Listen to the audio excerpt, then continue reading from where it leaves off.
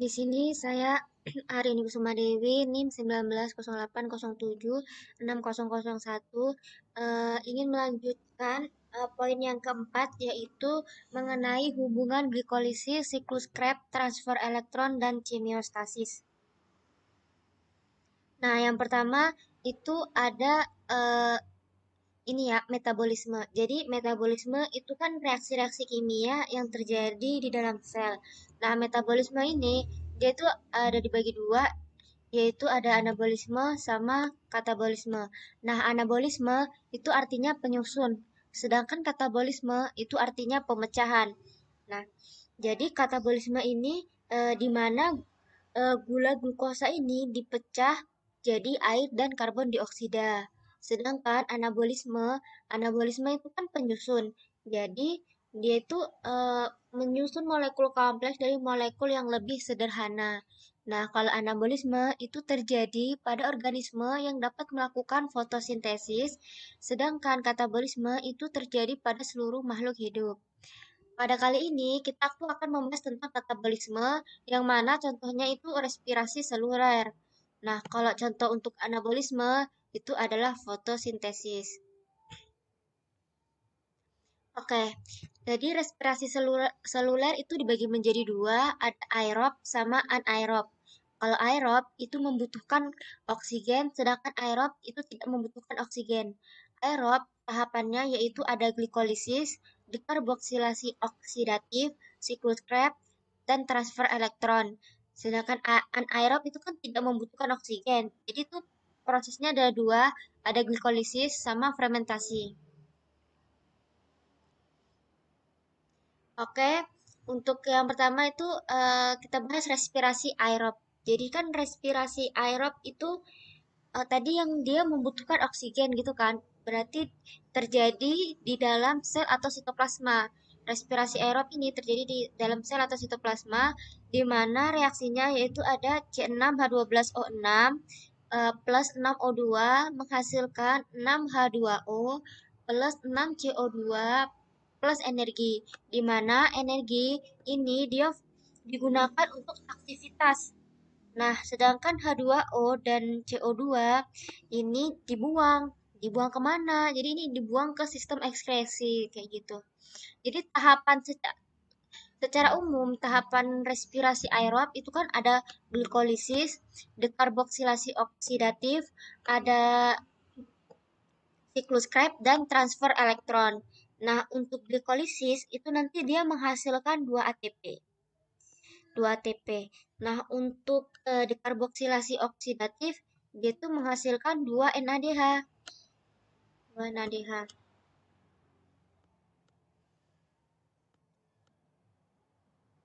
2 NADH. Kemudian the siklus Krebs itu dia menghasilkan 2 ATP. 2 ATP, terus ada 6 NADH. 6 NADH.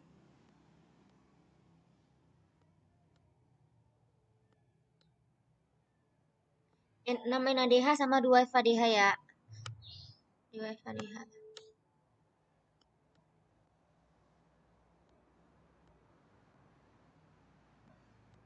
2 FADH. Nah, kemudian 2 NADH, 2 FADH sama 6 NADH ini tuh akan diubah menjadi energi, di mana di tahap transfer elektron. Nah, ini ada tahap transfer elektron, ini diubah menjadi energi di tahap transfer elektron. Energi yang dihasilkan itu nanti ada sebanyak 34 ATP. Nah, sehingga total ATP yang ada di respirasi aerob itu ada 38 ATP.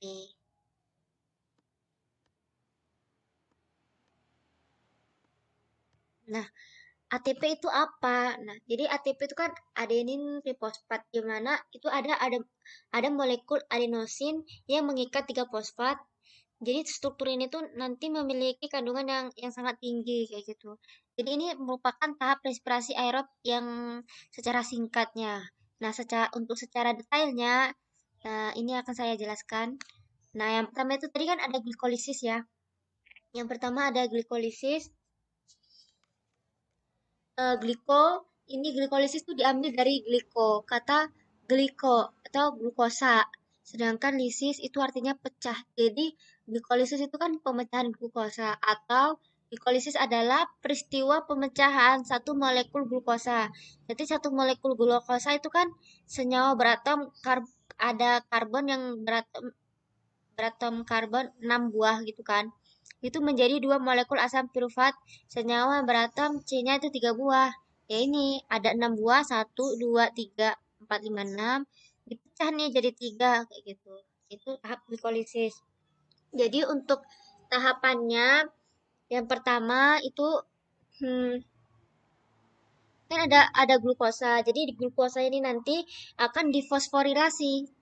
Glukosa ini akan difosforilasi atau ditempeli molekul fosfat. Nah, enzim yang melakukannya itu namanya enzim hidrokinase kayak gitu. Jadi satu molekul fosfat yang menempel di glukosa itu lebih tepatnya pada atom C nomor 6 yang ini ditempeli atom fosfat. Sehingga namanya jadilah glukosa 6 fosfat. Nah, kemudian glukosa 6 fosfat itu diubah nih isomernya oleh fosfoglukosa isomerase. Nah, menjadi fruktosa 6 fosfat. Jadi tetap sama ada fosfat yang nempel di uh, atom CK6, cuman itu yang diubah tuh isomernya kayak gitu. Kemudian itu nanti akan ada terjadi fosforilasi kedua untuk molekul fruktosa 6 fosfat. Nah, sehingga jadi fruktosa 1,6 bifosfat. Artinya pada molekul ini nanti ditempelin eh, molekul fosfat pada atom C nomor 1 dan 6. Jadi ini ditempelin fosfat di atom C1 dan 6. Makanya namanya fruktosa 1,6 bifosfat. Nah, jadi pada tahap ini itu tuh disebut dengan investasi.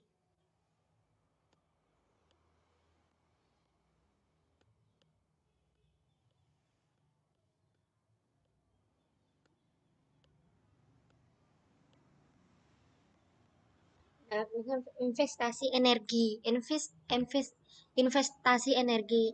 Nah, kemudian ini kan fruktosa 1,6 bifosfat itu nanti akan dipecah nih aldolase, sama aldolase yang ini. Oh, ini tadi fruktosa 1,6 fosfat ini tuh dibantu sama enzim fosfofruktokinase.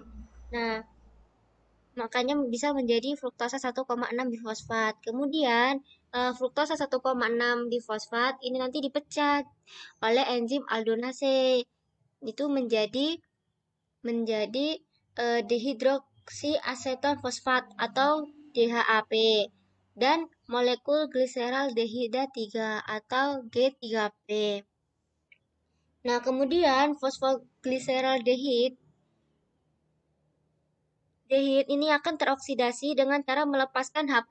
Jadi ini nanti akan teroksidasi dengan melepaskan H+. H+-nya ini nanti akan diterima oleh NAD yang ini, oleh NAD dan membentuk NADH.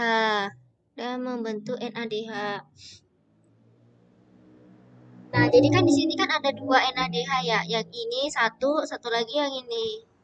Nah, karena dari gliseraldehida 3 fosfat, ini tadi kan ada sebanyak dua, ini sama ini, jadinya ada dua, kayak gitu. Terus kemudian ada 1,3 bi, bifol, bifosfogliserat, itu dia tuh ketika NAD mengoksidasi fosfogliserat, maka ada satu molekul fosfat sehingga menjadi 1,3 bifosfogliserat. Jadi ada menempel fosfat di satu sama yang ketiga sehingga namanya itu 1,3 bisfosfogliserat.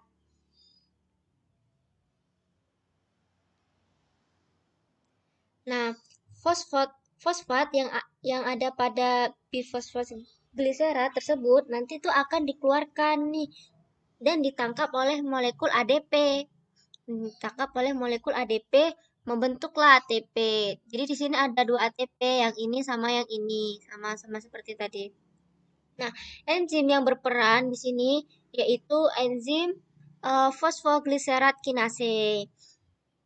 Oke, langkah selanjutnya yaitu karena fosfat sudah hilang kan di sini. Ini kan hilang fosfatnya satu.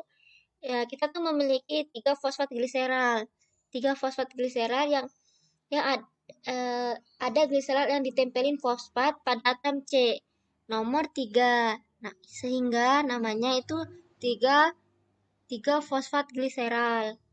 Nah, tiga fosfat gliserat ini nanti akan diubah jadi dua fosfat gliserat, yang artinya ada perpindahan fosfat dari atom C yang nomor 3 ini pindah ke yang nomor 2 kayak gitu.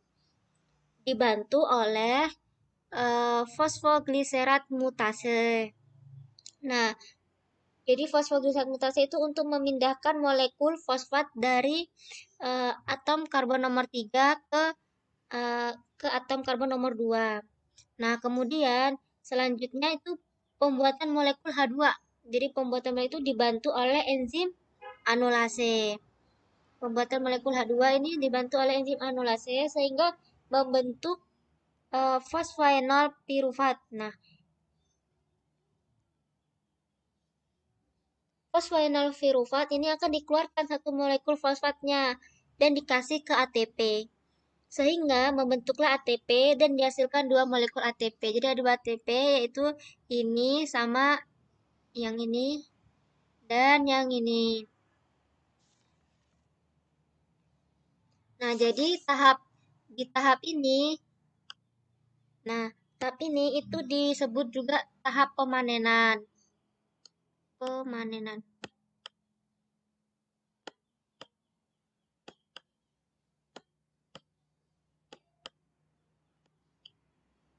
Tahap pemanenan. Nah, di sini kan tadi ATP-nya ada dua ya. Berarti di sini dua ATP menghasilkan dua ATP kan. Kemudian di tahap ini ada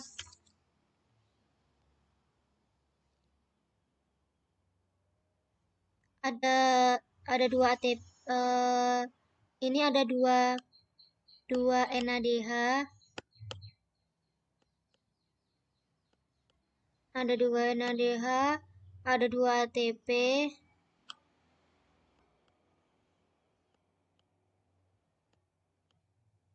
Terus ini ada dua lagi kan, dua ATP.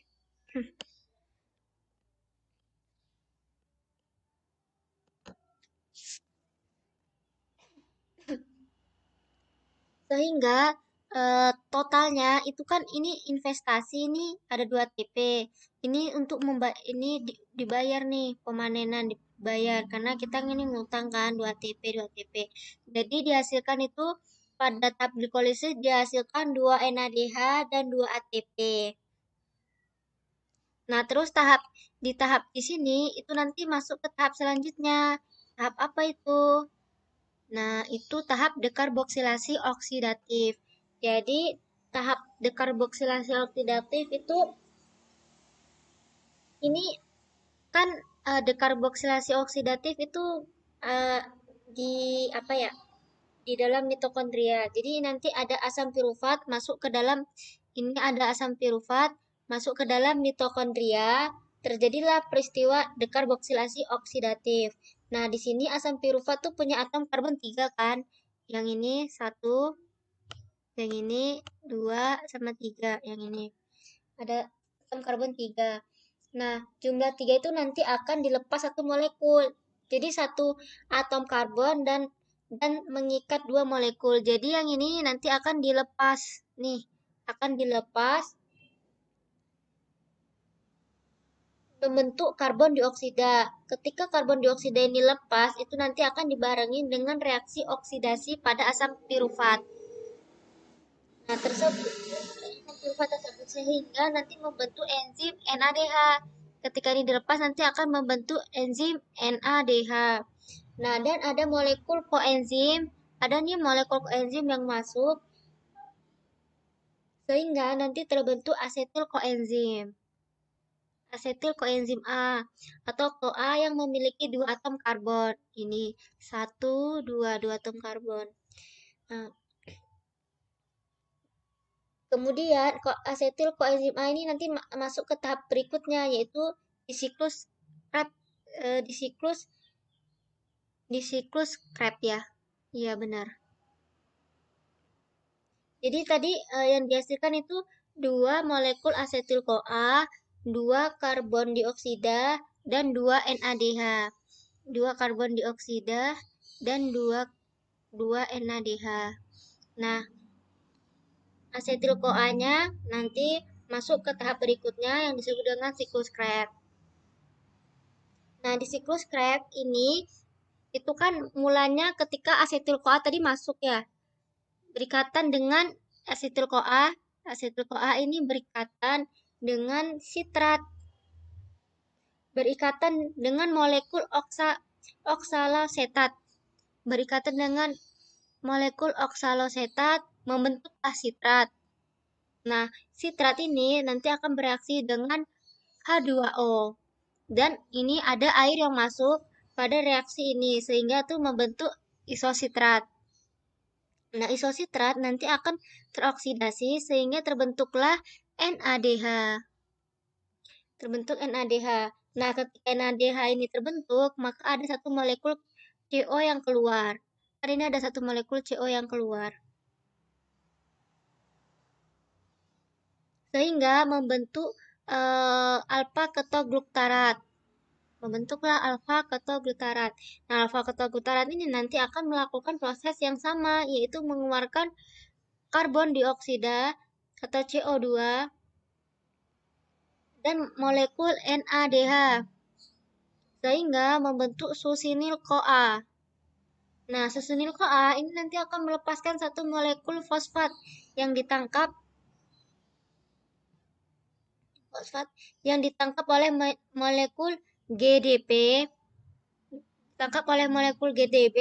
dan membentuk GTP. Nah, GTP ini nanti akan memberikan fosfat ke ADP. Yang nanti akan membentuk ATP. Nah, susinil CoA yang mengeluarkan fosfat nanti akan membentuk suksinat. Nah, ini suksinat. Suksinat ini nanti akan mengeluarkan H2 atau H+-nya. Nah, atom hidrogennya nanti akan ditangkap oleh molekul FADH2 dan membentuk fumarat. Nah, fumarat akan berinteraksi kembali dengan air dan membentuk malat. Berinteraksi dengan air membentuk malat. Malat akan mengeluarkan lagi H+-nya, mengeluarkan H+ atau teroksidasi sehingga terbentuklah NADH.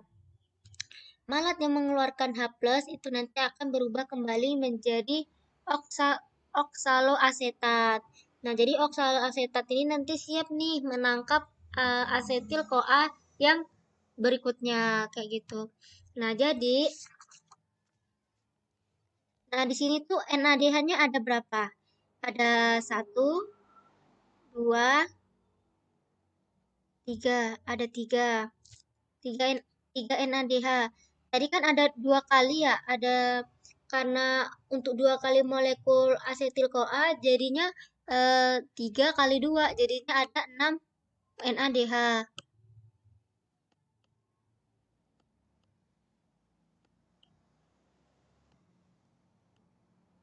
Ada 6 NADH. Kemudian FADH-nya di sini ada 1. Nah, karena tadi ada 2 molekul asetil CoA-nya, jadi dikali 2, jadi 1 kali 2 ada 2 FADH.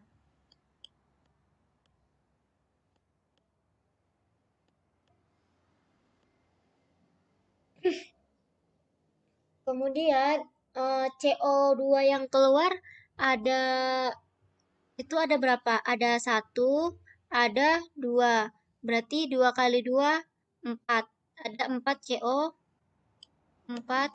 CO2 yang keluar atau karbon dioksida yang keluar. Nah, kemudian Di sini ATP-nya ada 1, berarti 1 kali 2 ada 2 ATP. Menghasilkan 2 ATP. Kemudian 2 FADH, 6 FADH, NADH ini nanti akan masuk ke tahap selanjutnya. Nah, tahap selanjutnya yaitu ada transfer elektron.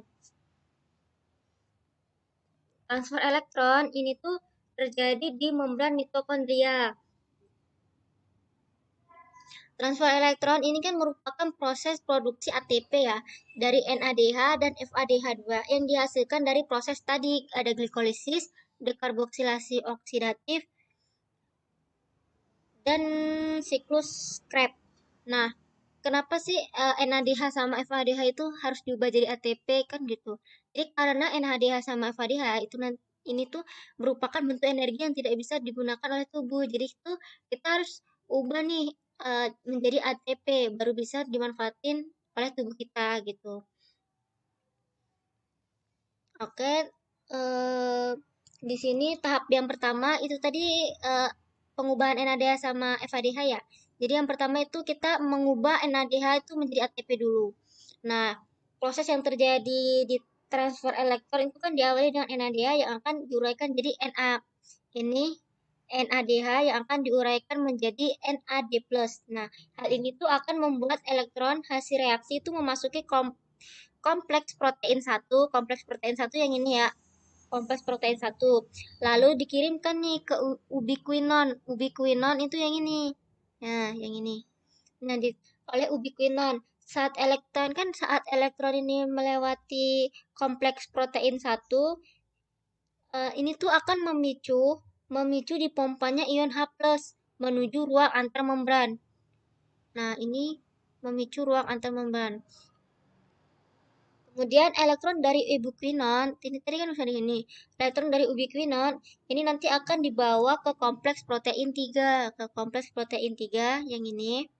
Kompleks protein 3 ke sitokrom C. Sitokrom C itu yang ini, ke sitokrom C. Saat melewati kompleks protein 3 kan, ini tuh akan memicu lagi dipompanya ion H+ menuju ruang antar membran ke sini. Nah, kemudian dari sitokrom C, elektron itu akan membawa ke matriks. Kan melalui kompleks protein yang keempat. Nah, saat elektron melewati protein yang keempat, maka akan memicu dipompanya ion H+ ke ruang antarmembran. Nah, selanjutnya elektron akan diterima oleh molekul oksigen, kemudian berikatan dengan eh, dua ion H+ dan membentuklah H2O atau air. Jadi kalau dihitung transfer elektron yang bermacam-macam kan tadi kan memicu memicu 3 H+ ya, yang ini 1 2 3.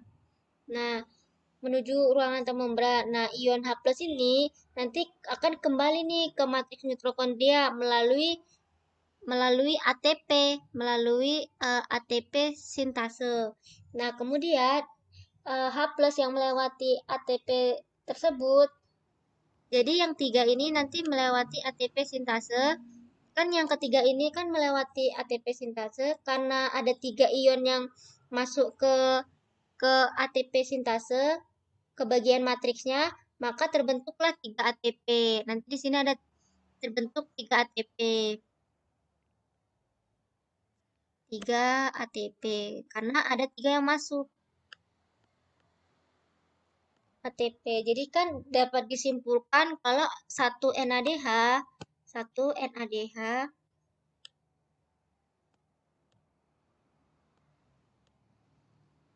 itu tuh menghasilkan 3 ATP. Nah, ini udah selesai NADH, kemudian kita akan mengubah FADH menjadi ATP. Nah, ini kan ada FADH. FADH itu akan diuraikan menjadi FADH+. Nah, kemudian elektron itu akan masuk ke kompleks protein 2. Ini elektron akan masuk ke ke kompleks protein 2 yang ini. Transfer elektron pada kompleks protein 2 ini kan nggak ada kan memicu di pompanya ion H+ keluar antar membran. Nah, setelah dari kompleks protein 2, maka elektron akan ditangkap nih oleh ebiquinon. Setelah dari ebiquinon, elektron akan dibawa ke kompleks protein 3. Nah, kompleks protein 3 ke sitokrom C. Nah, ke sitokrom C. Saat melewati kompleks protein 3, nanti akan dikeluarkan ion H+ sama kayak tadi, satu ya. Ganti warna. Ini untuk yang FADH. Nah, ini sitokrom C. Nah, berikutnya elektron dari sitokrom C nanti akan sitokrom C dia akan dibawa ke matriks mitokondria. Dibawa nih ke matriks mitokondria. Melewati kompleks protein 4 kan? Melewati kompleks proteinnya 4. Pada saat melewati kompleks protein 4, nah ini akan dikeluarkan kembali nih ion H+-nya. Akan dikeluarkan kembali ion H+. Nah, selanjutnya elektron di ion H+ itu nanti akan membentuk H2O. Prosesnya seperti tadi. Jadi sama kayak tadi, setiap ion H+, jadi di sini ion H+-nya ada berapa? Ada 2 kan? Yang keluar antar membran ada 2. Nah, itu masuk nih ke ATP sintase membentuk jadi kan ada karena ada 2, jadi dia tuh membentuk 2 ATP. Jadi kan dapat disimpulkan bahwa 1 FADH itu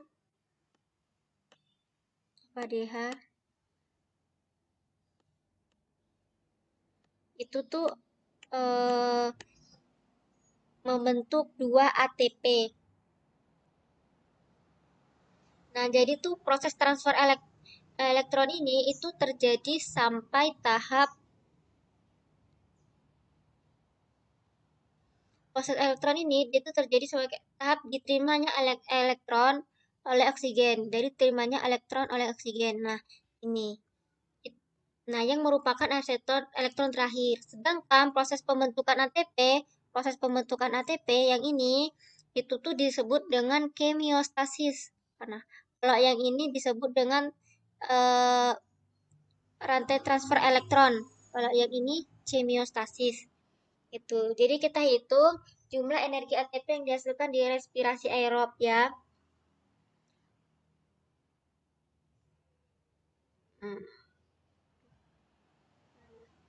Nah, tadi kan ada tahap selanjutnya. Nah, ini tahap respirasi aerob. Kita di sini akan menghitung berapa sih ATP yang dihasilin dari respirasi aerob tersebut kayak gitu. Tadi kan tahap pertama itu kan ada glikolisis. Itu tempatnya ada di sitoplasma, bahannya glukosa, hasilnya 2 ATP, 2 NADH, 2 asam pirufat. Nah, kemudian asam pirufat ini tuh masuk nih ke tahap selanjutnya, yaitu dekarboksilasi oksidatif. Tempatnya ada di matriks mitokondria, bahannya 2 asam pirufat, hasilnya itu ada NADH, 2 karbon dioksida, 2 asetil koenzim A. Nah, 2 asetil koenzim A ini masuk ke tahap berikutnya, yaitu siklus Krebs. Nah, siklus Krebs itu tempatnya ada di matriks mitokondria. Bahannya ada 2 asetil koenzim A, hasilnya ada 2 ATP, 2 FADH, 6 NADH, sama 4 CO2. Nah, kemudian yang ini kan harus diubah nih. FADH sama NADH-nya harus diubah. Berarti dia tuh masuk nih ke tahap transfer elektron. Nah, itu tempatnya ada di membran dalam mitokondria. Bahannya itu ini kenapa kok ada 10 mitokondria? Karena ini kan diambil dari ini 6 NADH yang belum diolah kan. Jadi ATP ada 2 dari dekarboksilasi oksidatif sama dari glikolisis. Jadi 6 plus 2 jadi ada 10 NADH. Kemudian ada 2 FADH karena di sini karena di DO sama di glikolisis nggak ada jadi ada 2 FADH. Tadi kan udah dijelasin bahwa satu satu NADH itu menghasilkan 3 ATP. Berarti kalau ada 10, 10 kali 3 ada 30 ATP. Nah, ini kok 34? Karena ini diambil dari ini. Ini ATP-nya dihitung. Tambah 2 tambah 2. Berarti 30 tambah tambah 2, 32. Tambah 2 jadi 34. Ada 34 ATP. Kemudian tadi kan satu FADH itu ada 2 ATP, berarti 2 kali 2 ada 4, 4 ATP. Sehingga total ATP pada respirasi aerob itu ada 38 ATP.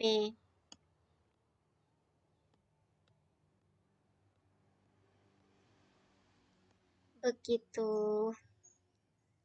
Oke, poin yang kelima yaitu ada fermentasi dengan glikolisis. Berarti hubungan fermentasi dengan glikolisis gitu ya. Nah, jadi ini ada respirasi anaerob. Jadi kan kalau respirasi anaerob itu kan merupakan salah satu proses katabolisme yang tidak menggunakan oksigen bebas, sehingga itu dia menerima atom hidrogen terakhir. Tetapi sebagai penerima atom hidrogen terakhir, tetapi penggunaan senyawa tertentu itu tapi menggunakan senyawa tertentu seperti kayak alkohol sama asam laktat.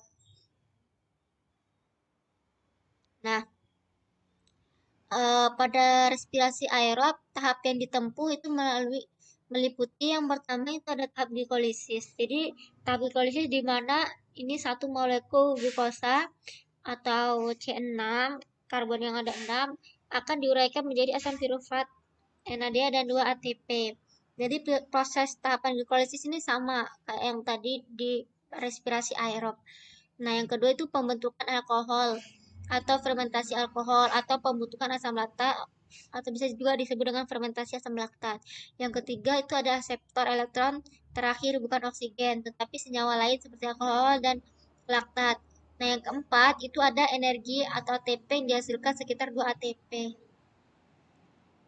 Nah, ini ada fermentasi alkohol.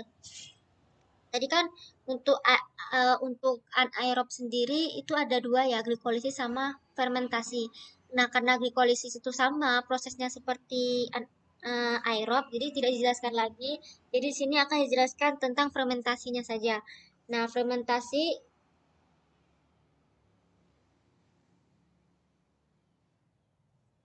ini kan ada dibagi dua jenis, ada fermentasi alkohol sama fermentasi asam laktat. Jadi fermentasi alkohol ini dilakukan oleh ragi. Fermentasi asam laktat itu dilakukan sama bakteri. Nah, dalam prosesnya itu nanti ada glukosa. Nah, glukosa itu akan dipecah nih menjadi asam pirufat. Dipecah menjadi asam pirufat dan asam pirufat nanti akan dirubah jadi alkohol. Akan dirubah jadi alkohol atau etanol yang akan menjadi. Nah, kalau di asam laktat itu nanti glukosa itu akan dipecah jadi asam pirufat, kemudian dirubahlah menjadi dirubah menjadi asam laktat. Jadi dia tuh tergantung peristiwa fermentasinya tuh terjadi di mana. Kalau di fermentasi alkohol berarti hasilnya itu etanol atau alkohol. Kalau fermentasi asam laktat hasilnya itu asam laktat kayak gitu. Nah, contoh fermentasi alkohol itu tuh kayak tape singkong itu kan dimana itu ada alkohol yang dihasilkan dari tape yang ditaburi lagi kan terlebih dahulu. Nah, kalau untuk fermentasi asam laktat itu contohnya kayak kita tuh ketika kita berolahraga, kita tuh lupa untuk mengatur nafas kayak gitu. Sehingga oksigen yang masuk itu tuh kurang dan menyebabkan terbentuknya asam laktat. Buktinya itu seperti badan kita tuh merasa pegel-pegel gitu di beberapa otot. Nah, jadi di sini saya mengambil apa ya, mereview jurnal yaitu mengenai fermentasi alkohol yang sesuai dengan materi pada hari ini. Judulnya itu sintesis alkohol dari limbah nangka sebagai campuran bahan bakar minyak atau biofuel. Nah, ini penulisnya Ibu Anita Fibonacci dan reviewernya saya sendiri. Jadi tujuan pada jurnal ini itu tuh untuk menghasilkan alkohol dari limbah nangka melalui proses fermentasi menggunakan Saccharomyces cerevisiae. Nah, di sini ada metode penelitian, ada alat bahannya. Mungkin teman-teman bisa membacanya ya untuk alat bahan. Kemudian untuk prosedur kerja ini untuk yang pertama itu pembuatan starter. Jadi pembuatan starter dulu itu limbah nangka yang 1000 gram itu dicuci dan ditiriskan, kemudian dipotong-potong. Nah, potongan limbah nangka itu nanti di blender dengan aquades sebanyak 1,5 liter dengan suhunya itu 90 derajat Celcius. Kemudian ditambahkan nih 440 gram gula. Masukkan 800 ml pulp nangka dalam toples dan ditambahkan 4 mg kalium metabisulfit dan 2,4 gram ragi roti lalu aduk. Ditutup dengan kapas kemudian didiamkan selama 48 jam pada suhu kamar. Nah, yang kedua itu nanti pembuatan medium fermentasi. Jadi ambil pulp nangka itu sisa pembuatan starter ke dalam 4 toples masing-masing sebanyak 100 ml dan mengatur pH 1 sampai pH-nya itu 4,5. Kemudian dipanaskan dengan suhu 60 derajat Celcius selama 33 menit. Yang ketiga itu ada proses fermentasi. Jadi medium fermentasi itu nanti ditambahin ke starter atau bibit. Kemudian ditutup dengan kertas aluminium, difermentasi pada suhu kamar. Yang keempat itu pada proses fermentasi, pemurnian. Itu sampel hasil fermentasi dipisahkan dengan cara disaring. Kemudian sebanyak 100 ml fitrat dimasukkan ke dalam labu distilat. Distilat itu nanti dilakukan pada rentang suhunya 78 derajat Celcius sampai 100 derajat Celcius. Hasil destilasi nanti dianalisis kadar alkoholnya. Nah, yang kelima itu pengukuran kadar etanol dan sampel. Jadi di sini ada dua, yaitu menentukan volume piknometer dan menentukan berat jenis distilat. Nah, kemudian hasil dalam pembahasan, jadi metode yang digunakan untuk menetapkan kadar alkohol yang dihasilkan dari limbah buah nangka ini itu tuh adalah metode berat jenis. Jadi berat jenis itu kan didefinisikan sebagai perbandingan massa. Perbandingan massa dari suatu zat yang terbentuk terhadap massa sejumlah volume air yang sama pada temperatur tertentu.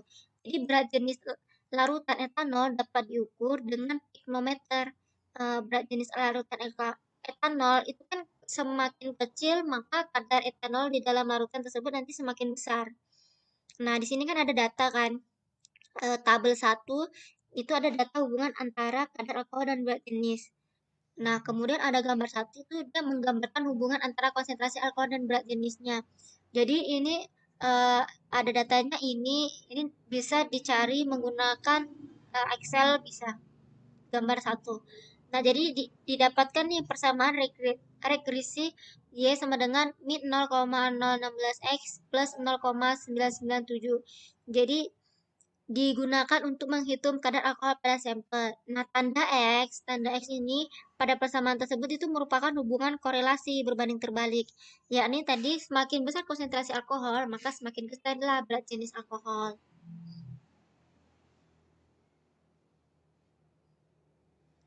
Kemudian di sini ada gambar 2 yaitu proses fermentasi alkohol. Jadi di sini tuh pada proses fermentasi alkohol itu pirufat itu diubah menjadi etanol. Pirufat menjadi etanol dalam dua langkah. Jadi langkah pertama dia itu melepaskan pirufat ini diganti jadi etanol. Ada dua langkah. Yang langkah pertama dia itu langkah pertama dia melepaskan karbon dioksida dari pirufat. Dia melepaskan karbon dioksida dari pirufatnya yang diubah menjadi asetildehida. Yang menjadi asetildehida. Nah, di dalam langkah kedua, nanti asetildehida ini direduksi oleh NADH. dioksid oleh NADH menjadi etanol. Nah, fermentasi kan itu kalau menurut Winarto, itu kan kayak reaksi oksidasi reduksi yang dialami suatu substrat organik kan dalam sistem biologi akibat adanya aktivitas mikroba yang menghasilkan senyawa lain dan energi. Salah satu substrat organik yang dapat mengalami fermentasi yaitu tadi karbohidrat. Nah, kayak gitu. Kemudian ini yang ketiga ini ada jalur glikolisis. Gambar yang ketiga ada jalur glikolisis EMP. Nah, jadi di jalur glikolisis EMP ini glukosa itu nanti difosforilasi nih oleh ATP mula-mula menjadi glukosa 6-fosfat. Nah, kemudian mengalami isomerasi berubah menjadi fruktosa 6-fosfat. Dan difosforilasi lagi oleh ATP. Difosforilasi oleh ATP menjadi fruktosa 1,6 difosfat. Jadi ini proses glikolisisnya itu sama seperti yang saya jelaskan yang di awal tadi gitu. Terus selanjutnya nanti eh, fruktosa fruktosa 1,6 fosfat ini dipecah nih menjadi salah satu gliserildehida 3 fosfat dan molekul aseton fosfat. Ini 3 fosfat dan molekul aseton fosfat.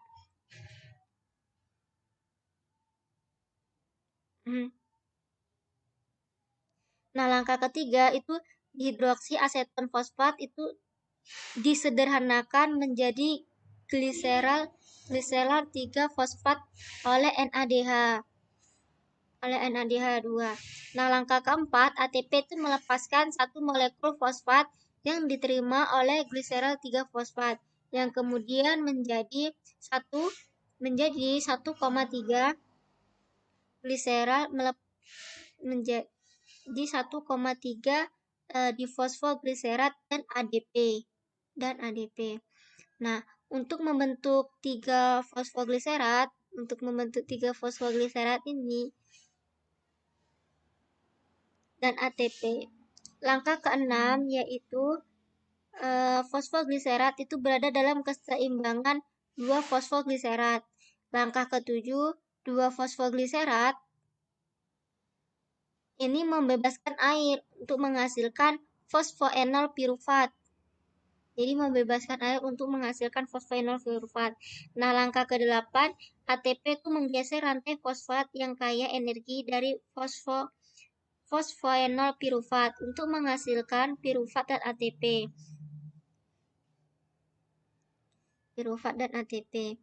Nah, langkah ke-10, pirufat ini nanti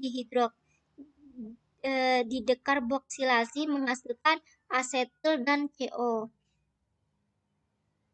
Nah, langkah terakhir akhirnya asetildehid itu nanti menerima hidrogen dari NADH2 dan menghasilkan etanol.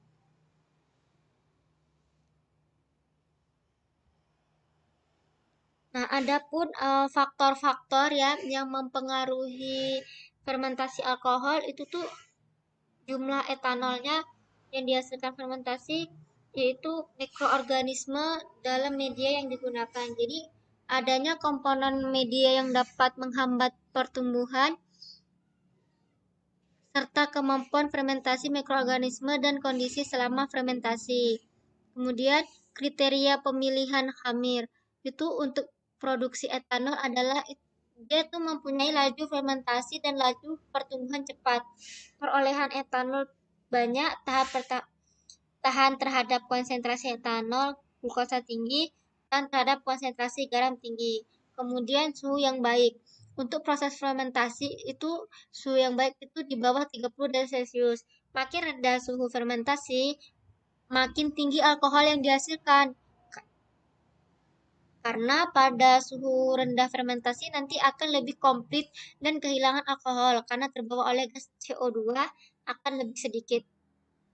Biasanya kan fermentasi itu dilakukan pada suhu 25 derajat sampai 35 derajat. Nah, fermentasi dengan suhu 20 derajat itu menyebabkan kehilangan alkohol sebanyak 0,65%, sedangkan suhu 5 derajat Celcius, alkohol nanti akan hilangnya 0,18%. Nah, faktor-faktor yang mempengaruhi fermentasi tersebut itu mempengaruhi kadar alkohol yang dihasilkan. Semakin banyak, semakin lama waktu fermentasi, maka semakin tinggi pula lah kadar alkohol yang dihasilkan dan semakin banyak dosis ragi yang diberikan, maka kadar alkohol juga semakin tinggi. Nah, kadar alkohol juga itu dipengaruhi oleh jumlah volume starter yang digunakan. Starter merupakan media untuk pertumbuhan bakteri. Starter itu dibuat dari adonan sampel yang dililit sebagai perekayasaan pertumbuhan bakteri guna mendapatkan aktivitas bakteri yang optimal. Jadi kesimpulan dari jurnal yang saya ambil ini yang pertama, selama fermentasi yang perlu diperhatikan adalah pemilihan hamirnya, konsentrasi gula, keasaman dan tidaknya tidak ada tidaknya oksigen dan suhu. Yang kedua, itu kriteria pemilihan hamir untuk produksi etanol adalah mempunyai laju fermentasi dan laju pertumbuhan cepat. Perolehan etanol banyak, tahan terhadap konsentrasi etanol dan glukosa tinggi, dan terhadap konsentrasi garam tinggi. Yang ketiga, alkohol dihasilkan dari limbah buah nangka. Alkohol yang dihasilkan dari limbah buah nangka tadi adalah 20% dengan waktu fermentasi 12 hari. Oke, cukup sekian presentasi dari kelompok 1. Apabila ada kesalahan, mohon maaf. Saya tutup. Wassalamualaikum warahmatullahi wabarakatuh.